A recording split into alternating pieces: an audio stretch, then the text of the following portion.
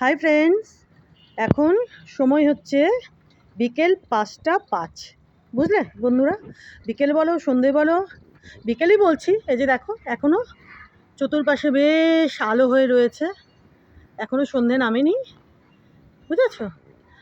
তো ওই জন্য বিকেলবেলায় বলছি।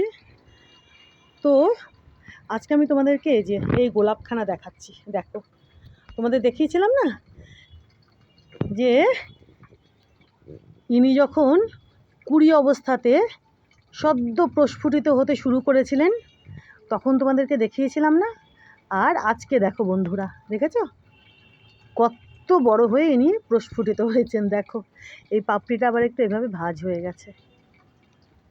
দেখো কি বিশাল, কি বিশাল, দেখেছো? এই যে দেখো, একটু এই পাশ থেকে দেখাবো, দাঁড়াও দাঁড়াও, এই যে দেখো, দেখেছো?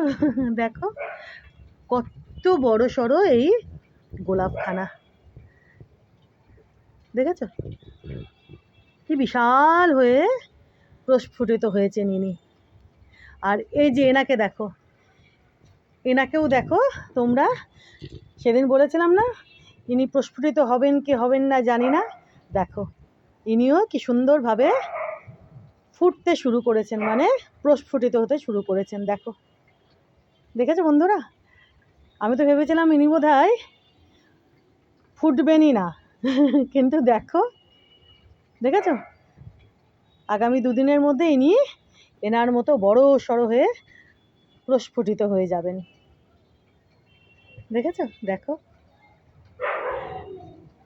এনাকেও তোমাদেরকে দেখিয়েছিলাম যখন ইনি এনার মতো পাপড়ি মেলতে শুরু করেছিলেন, এনার মতো, তখন আমি তোমাদেরকে এনাকে দেখিয়েছিলাম। আর আজকে দেখো কি সুন্দর, দেখেছো?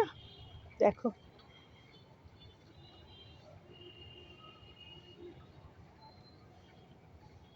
কি অপূর্ব রংখানাও দেখো, এই যে দেখেছো বন্ধুরা? এদিকেও তো দেখো না গোলাপ